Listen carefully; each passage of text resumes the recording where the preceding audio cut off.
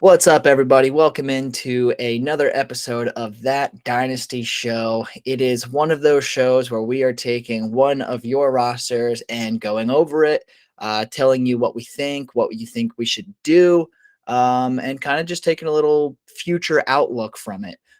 Before we kick off into that, let me introduce my lovely, lovely co-host, Tyler Beck. Buddy, how are you doing on this lovely Wednesday afternoon? I'm great. I'm talking to you. I have nothing to complain about. So, Well, I love hearing that. And funny enough, the team that we're about to talk about, he is actually in mine and Tyler's league. Vin Galasso, shout out to Vin. What's up, buddy? We are picking apart your team today. You said we could, so hey, we're gonna do it. And luckily, I have access to everything that I need because, well, I commission the league. So let me go ahead and share my screen here so I can show everyone what we're working with here. yeah, so we're in a one quarterback league. The the setup's a little different because we have a salary cap as well. So our salary cap is 60 million. The players increase in salary cap by 20% each season, right? Yep, that's Yep. correct. 20% each season. So that plays into how long you're going to be able to hold guys for and how much you're going to be able to get back on the trade market as well. So we have to take those things into consideration. Yeah, it's definitely interesting, and for any viewers that are watching, if you are also in a salary cap league, we're more than happy to jump in and kind of give some customized, insights into that. We just need some background on what your salary is. Like, for instance, ours is a $60 million or $60, I should say, salary cap league where I've been in some leagues where it's a $250 salary cap league, right? So a $14 player in our league is breaking the bank. A $14 player in a $250 league is pretty damn good.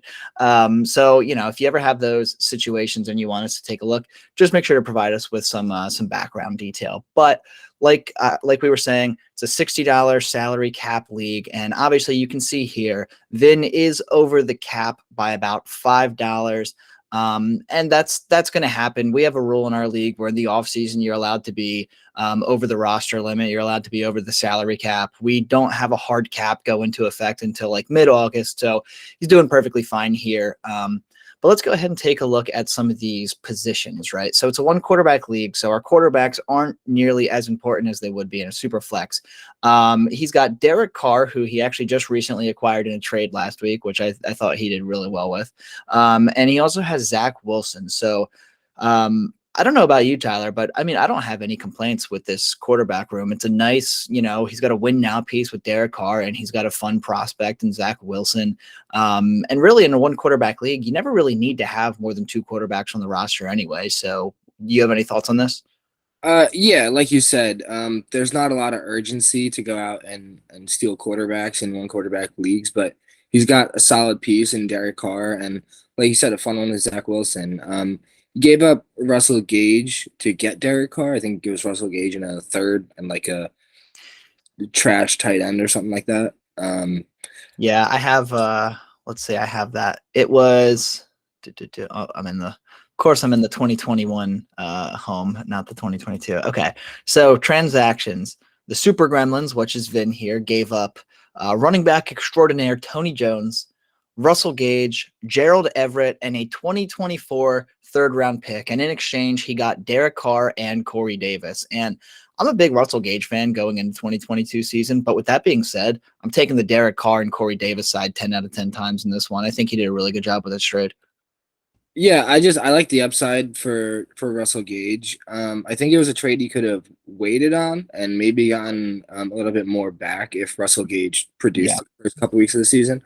But I mean, I don't have a problem making the trade. He solidified that room. I mean, we've talked about it before. Zach Wilson, hot garbage, his rookie year. So can't rely on him to be your starter if you want to compete at all this year. Yeah, but you can see here I have his 2021 finish, seventh place. Vin was very middle of the pack, and we'll take obviously a full look at his roster and see if he's going to be middle of the pack again, if he's getting better, if he's getting worse, whatever. But I will say, we talked about Derek Carr in a couple of our videos, And it seems to be the general consensus with both of us that Derek Carr, at worst, is a high-end quarterback too. But now that he has Devontae Adams, he's almost guaranteed to bump up a few spots. So I'm expecting at minimum, a top 10 season out of Derek Carr. And in one quarterback league, that's really all you need. So we'll move on from talking about the quarterbacks and take a look at the running backs here. First things first, his taxi squad is kind of useless. I mean, Darrington Evans, Demetric Felton, and Abram Smith. There's nothing going on there. Vin, if you're watching this, and I know you are, build your taxi squad, buddy. Those guys aren't doing shit for you. Yeah.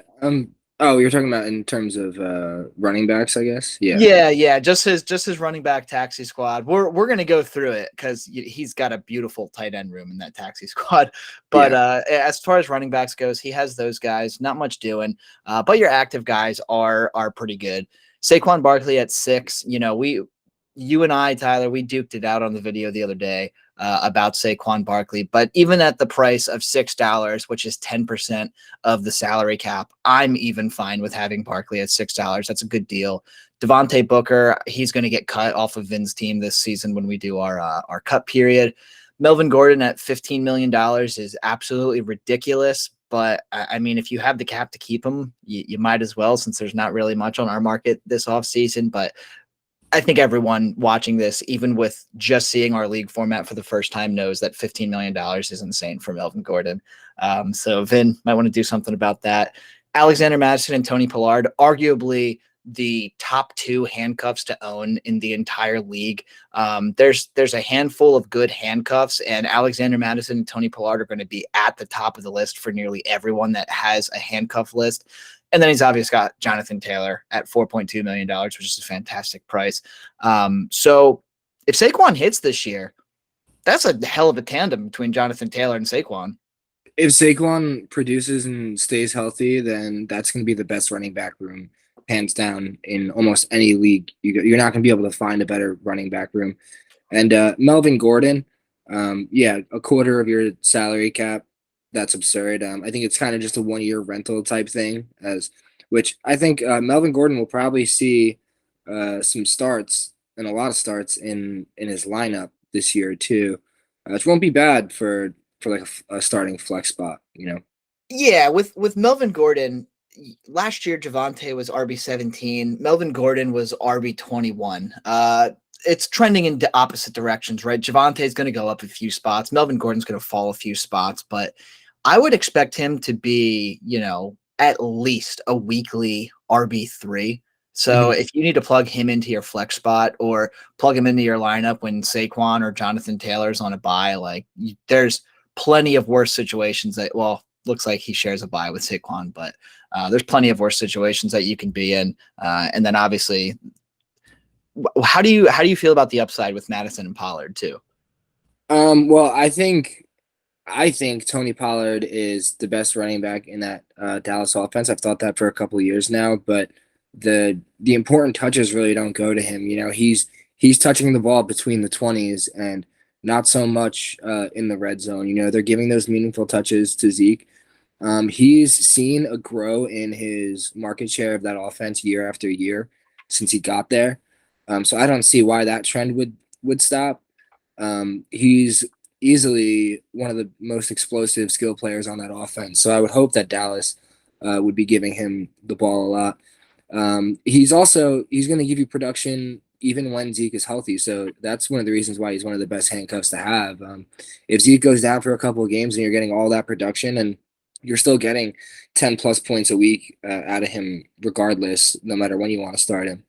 Alexander Madison, he is what he is. He gives you value and Dalvin Cook's down.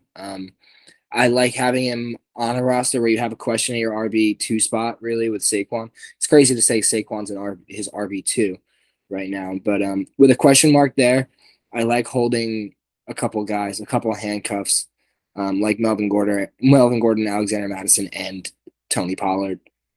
Yeah, and despite, like you were saying with Tony Pollard, despite Ezekiel Elliott not missing a single game last year, Pollard was still the RB28 on the year, which, all things considered, is pretty damn good for a guy that's sitting behind, a workhorse of Ezekiel Elliott's caliber of the last couple of years. So Honestly, I love this running back room, and this is me talking not as a Saquon Barkley fan.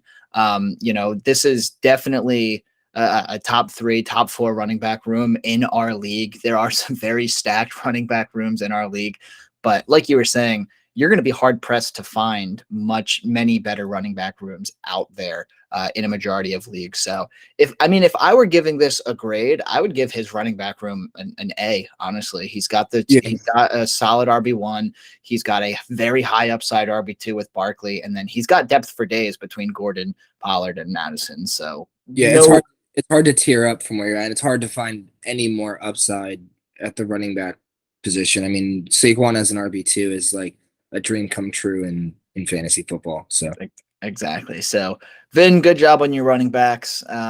We'll have to see what you end up doing with Melvin Gordon, whether he's a cut at our deadline in August or whether you're keeping him. I have a sneaking suspicion you're keeping him, but I guess we'll find out in a month and a half. So, moving on to those wide receivers that you have. And we'll take a look at the taxi squad here first. We've got KJ Hamler. Honestly, love the upside with him in a Russell Wilson led offense. He could potentially be the unsuspecting Tyler Lockett for Russell Wilson this year. We haven't seen much from KJ Hamler because of injuries and all of that fun stuff, but he did have quite the fan club coming in as a rookie, and he is a very fast as all hell kind of player. So could be something, could be nothing, but hey, he's on your taxi squad for 75 cents. Can't complain about that. Daz Newsome, I feel nothing for. Jalen Tolbert, he's going to be the wide receiver 3 in Dallas this year and could potentially be the wide receiver 2 here and there, depending on Michael Gallup's health. Kadarius Toney, don't know what his situation is with the Giants. I know there was a lot of ups and downs in the offseason, and won't he get traded? So I guess with Toney, it's kind of just a wait and see approach. I have a really hard time making any judgments for Toney right now. And then Garrett Wilson, I mean, for many, before the NFL draft, Garrett Wilson was the wide receiver 1 to own in the 2022 NFL draft class. So very solid taxi squad that you have. And then those starters, Amari Cooper, kind of scary if Deshaun Watson and Baker Mayfield both aren't going to be playing for Cleveland. Don't know how much I love owning Jacoby Brissett's wide receiver 1, but with that being said, it's Amari Cooper. He's still going to be solid at the end of the day. He'll at least get you, low end wide receiver 2 numbers if Jacoby Brissett's in there. So can't complain. Just got Corey Davis, Michael Gallup, I kind of alluded to, might see some injury issues, but when he's healthy, he's awesome. And then you've got a slew of old dudes right here between AJ Green, Jarvis Landry, Allen Robinson, and Sterling Shepard. But there is a lot of upside on this roster, especially with Jarvis Landry and Allen Robinson in brand new situations this year. So I think this is a very healthy wide receiver room between the taxi squad having the young upside guys, and then on your active squad having the older assets that are going to go out there and do something for you each week. I actually really really like your receiver room. yeah, there's a lot of question marks with Amari Cooper. I don't think there's any way that he can get better after leaving Dak Prescott, and we've seen some news come out the last couple weeks. We're expecting Deshaun Watson to be out for a while. Amari Cooper's also only on a 1-year contract in Cleveland, so it's yet to be seen if he's going to stay there. Then when it comes down to Jarvis Landry, Allen Robinson, like you said, a lot of upside there. I'm huge on Allen Robinson this year. I think he's a strong wide receiver too. We've seen what those second receivers can put up in Sean McVay's offense, and Allen Robinson's easily the best number 2 receiver that they've had there in a long time. I struggle though because there's no like elite receiver here. You have the young guys, Garrett Wilson, and there's a lot of upside with Kadarius Toney, Jalen Tolbert, but there's no stud that you can guarantee is gonna win you the positional battle. Like I see a lot of guys who are good wide receiver 2s here, but just not a dominant one, which I think will be an issue. Yeah, and I like that you pointed that out because, if Deshaun Watson was guaranteed to be under center for Cleveland, you could make an argument that Amari Cooper is guaranteed to be a top 15 wide receiver this year, right? Especially with what Cleveland's got going on. But you can't guarantee that at this moment in time, and I don't think you're ever going to be able to guarantee that because the Watson situation is just absolutely crazy right now. Allen Robinson, he's got top 10 upside if he's on. We've seen him be amazing before, but he's also coming off of an absolutely abysmal year, and you can't even guarantee that he's going to be a top 20 receiver this year. So the upside's there, but you're right, you can't guarantee anything. There's a lot of upside on this receiver room, but there's not a whole hell of a lot of safety to have multiple or even one guy within the top 12 and actually have a legitimate wide receiver one on this roster. So I do really like that you pointed that out, because it is, I don't want to say I'm overly concerned, but he is, if you want this roster to be a top 5 roster in our league, you're going to need to hope that Saquon does stay healthy and turns out to be what he can be, because you're going to need weekly carrying from Jonathan Taylor and Saquon Barkley, because you don't have anything guaranteed to you in this wide receiver room. Yeah, so I think the move that I would make if possible is you have to pick one running back that you're going to go with. And I think obviously you would rather hold Jonathan Taylor, but you're just not going to get back for Saquon what you would get for JT.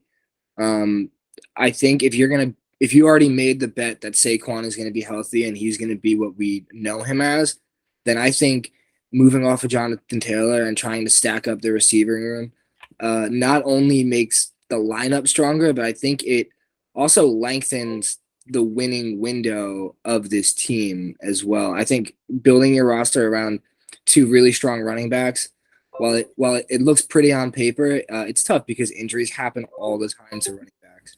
So that being said, I think I'm moving off of JT. Hopefully, just getting a stacked receiving room that's going to last a long time. I feel like a direction kind of has to be picked with this team. Um, you have such a mix of young and old assets that I feel like you kind of just have to pick a direction and run with it. And he's got the assets to do pretty much whatever he wants to do too. With the 2 first round picks next year, he could theoretically trade those picks and stack up his roster this year. I know he doesn't want to do that. Nobody wants to be trading away 23 picks, but it feels like this squad is screaming like 5th place, 6th place finish to me, you know? Yeah, this is a team. I mean, he finished 7th last year, and that 5 to 8 range is exactly the type of feel that I'm getting from looking at this team. If you want to be a legitimate, like you theoretically could sneak into the playoffs with this team, and I wouldn't be surprised. And then obviously playoffs are only 3 weeks long, single game elimination, anything can happen, right? Like injuries, shitty performances, a random Corey Davis week 16 30-point game. You know what I mean? It's all a matter of just getting into the playoffs. And if you want to have a chance to sneak in with the playoffs, I think you're fine with this team. But if you want to guarantee yourself, that top 3, top 4 finish, you are going to need to make a move. I'm going to disagree with you on trading away Jonathan Taylor. I personally wouldn't, unless you're getting an absolute haul for him. And the thing with trading away a guy like Jonathan Taylor is that more often than not, it's not going to make your team better, right? If you trade away Jonathan Taylor, you're essentially looking for maybe 1 or 2 young assets and then draft picks. I don't see many people giving up, like if we wanted to tier down a little bit, let's say go to, without looking at salary caps in our league, tier down to Joe Mixon or Aaron Jones or Dalvin Cook, take an older guy just for this year and then take something additional. Okay, then yeah, maybe it's something you can consider. But with that being said, you're going to be hard pressed to find guys that are willing to trade a Joe Mixon or a Dalvin Cook or an Aaron Jones, plus, a first round pick and potentially even more to make the trade equal, because you don't want to give away Jonathan Taylor. Like you want to get what he's worth. But I just don't see many people saying, oh man, let me trade away my number 6 overall running back for the number 1 overall, if it means I'm including all this extra shit. You know what I mean? So it's kind of like Jonathan Taylor, when he's in deals, typically revolves around those first round picks. And hey, he's already got 2 first round picks, 3 second round picks in 2023. So if you want to go with that philosophy, I don't think anyone's going to blame you. But it is, if you lose Jonathan Taylor on this team and you're not just simply tearing down, you're taking yourself out of contention. Jonathan Taylor, in my opinion, is the only thing on this roster that is guaranteeing you a spot in the top 8 on the league. I think if if you move that, the thing is, I think Jonathan Taylor is the only piece that's really got enough weight to change to really make a difference in changing this roster. Like if you need Saquon to produce regardless. Like if Jonathan Taylor is the only asset you have and Saquon's not producing, then the team's beat anyways. You know, Yeah. so getting value for Jonathan Taylor, if you were able to get like I don't know, Mike Evans and let's say like Devonta Smith plus a first or something like that for Jonathan Taylor, I think that makes his lineup a lot better it improves the receiving room a lot, and he's still getting another pick back the next year, and you're still just banking on you're making the same bet with Saquon Barkley. Like I feel like the win window for this team is really like mixed and matched. You know, I feel like we could extend It, it by buying into receivers. well, it's just a weird team because it's middling, but he also has all of those assets in terms of first and second round picks. I mean, he's got 4 firsts, 5 seconds in the next 2 years. So, I mean, theoretically, if you absolutely have to go for it this year, I would hold on to Jonathan Taylor personally. I would trade away either a second round pick in 2023 or potentially even a first round pick in 2024. Get a middling receiver. I don't want to say middling when I'm bringing up DJ Moore because I love DJ Moore, but like theoretically, we were talking about DJ Moore as an overrated player in one of our other videos. DJ Moore is one of those guys. He's a lock to be a top 20, top 24 type of wide receiver, but his ceiling is not insanely high because of the situation he's in. With that being said, I'd be fine with sending away a 2024 first or maybe even an early 23 second and packaging something minor to get a guy like DJ Moore so that you could get a little bit more upside on this roster, I guess you could say. I don't know. It's just a weird situation because with all of these picks, it leads me to believe that Vin thinks that he's kind of in a rebuild. And Jonathan Taylor being only 23 years old, I'm personally not selling him if I'm in a rebuild, especially with a middling team. So I don't know. It's weird. This is a really hard team to kind of give advice to because you could go either way and you could go balls to the wall either way, right? Like it's very middle of the pack, but all those rookie assets lead me to believe, okay, let's just see what we can do with the current roster that we have. And then let's just have fun in 2023 and 2024 with all those picks.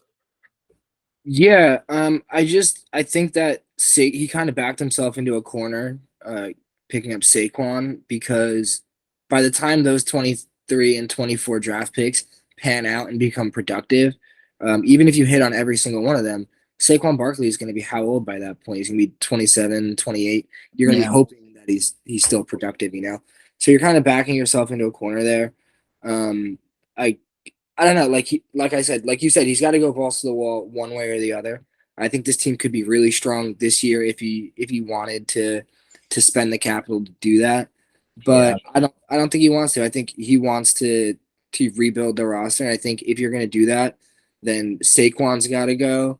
And I Wait think until Saquon has a couple of good games and then trade him away. Because to your point, and I think you've mentioned this already, you're not getting what Saquon should be deserving of in the trade market. And I do think Saquon is going to come out and, he'll put together a couple solid games here, give people some high upside thoughts about him. So he's a really good in-season trade candidate, I'd say.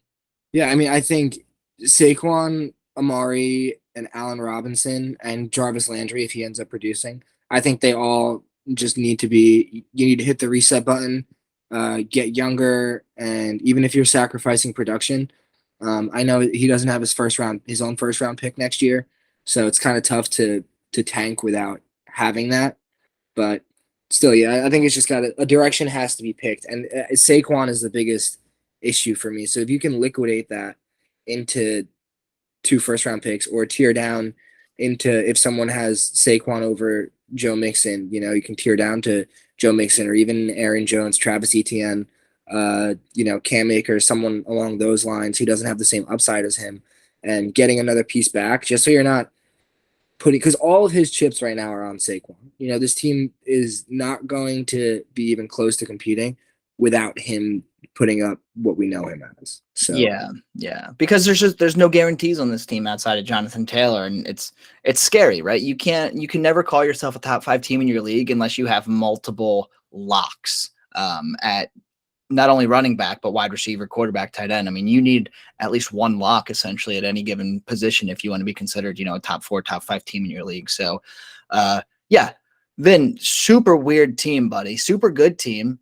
in many ways. Super bad team in many ways. It's very middle of the pack. I think the biggest advice, and we just keep going back and forth on this, is you just need to pick a direction and go into it. You could be a top 4 contender this year with a couple moves, and you could be even better off in your rebuild. That, I mean, you already have 4 firsts and 5 seconds over the next 2 years, but you can make that even more rich as well, depending on what you want to do with this roster.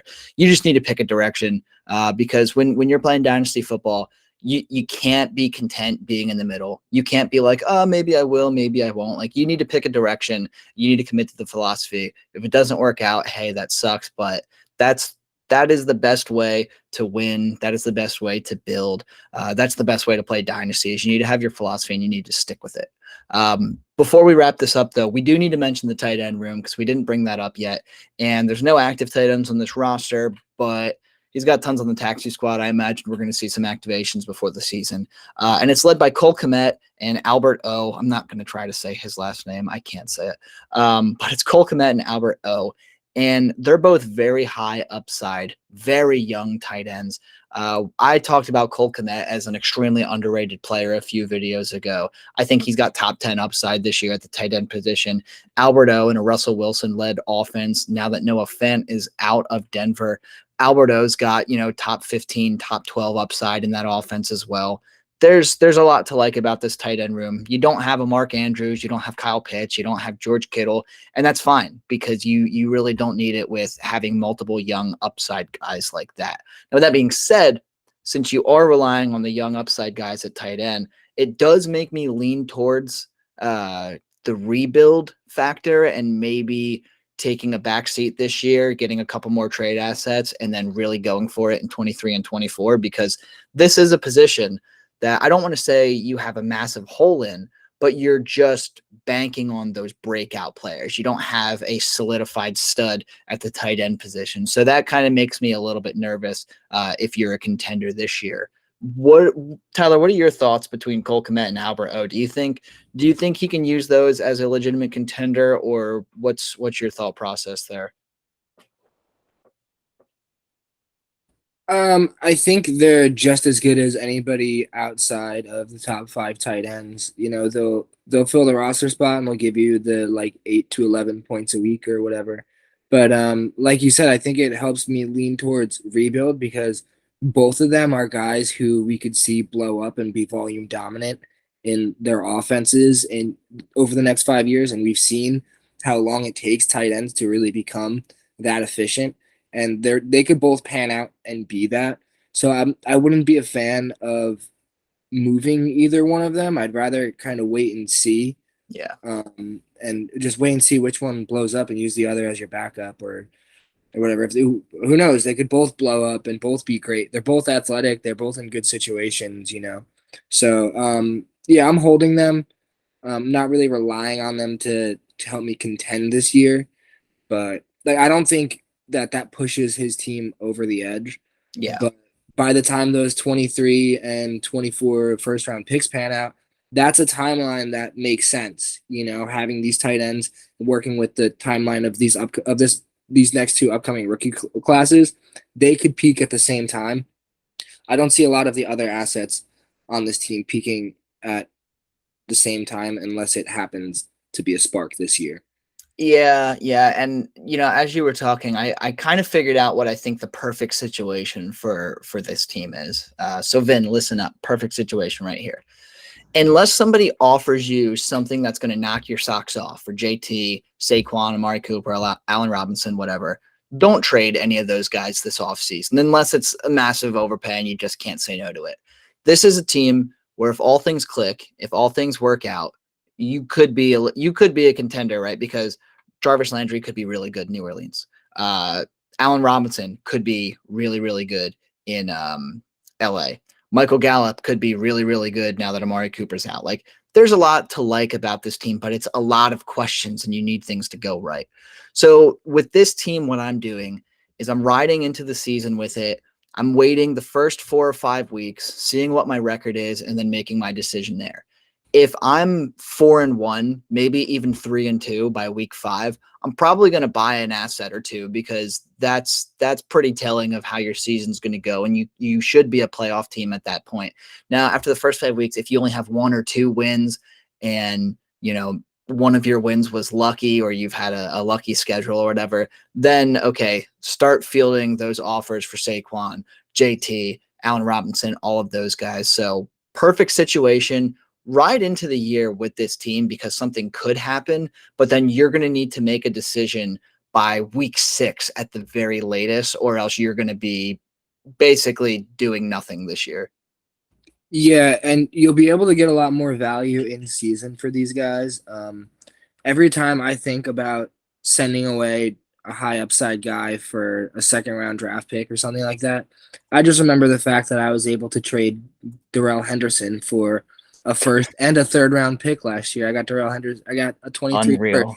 for Darrell Henderson because he was a guy who was producing and somebody needed him. And at the time, I was even contemplating. I was like, is it worth taking a first round pick for a running back that's top 10 right now in production? And obviously, it ended up working out. But yeah, we see drastic overpayments like that in season. We don't see them right now when these guys are just names on a roster. You know. Yeah, exactly. So would you, so I'm, it sounds like you agree with me then. Maybe just play out with this team, see what happens the first, month and a half of the season, then kind of make a choice there. Cause nobody's holding a gun to your head saying you need to make these decisions. It's June 29th. By the time this video goes out, it's probably June 30th or July 1st, whatever.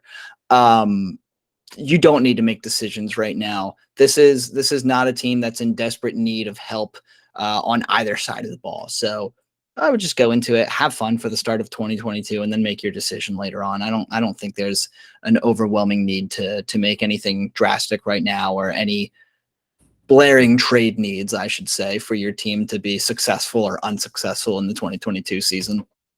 Yeah, so for me, the decision is kind of already made to rebuild, but also like not right this moment. Kind of like you said, like the value of these guys is going to go up in season once they're actually putting up points.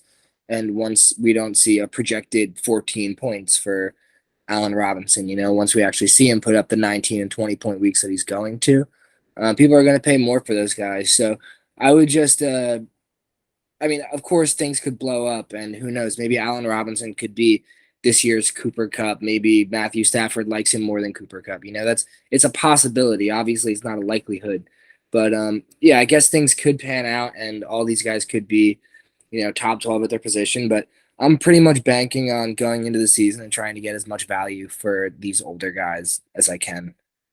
Yeah. So it sounds like, we've got a very similar philosophy. I know your team, go young guys, go. I know you love your rebuilds, you love your draft picks, you love your young guys. And I'd like to think I'm a little bit more patient with my older guys because, they hold it down for me. But regardless, it seems like we're in agreement here.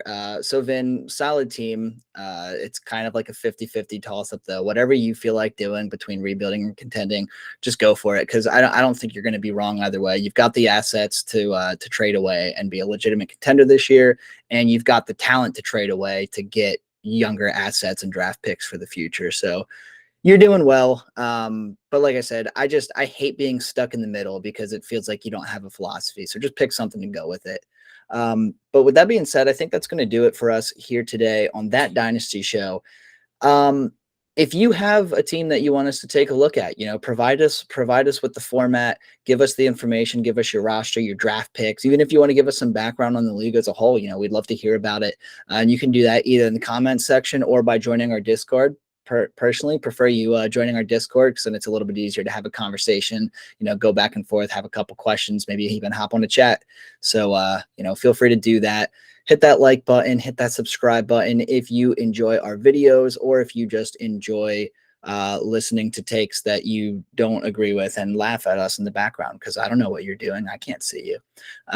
But I will let you guys see Tyler one more time before we sign off. So, Tyler, any closing remarks here? No, thanks for watching. Vin, I hope you choose to tank because I have your first round pick next year. So leave it at that. Thanks for watching that Well, dynasty. it's okay because it looks like Vin has your first round pick and might be a Yeah, pretty early one. I don't know. we'll see. But thanks for tuning in on that Dynasty show. For myself, for Tyler, and for Vin, thanks for letting us use your team. We will see you guys next time.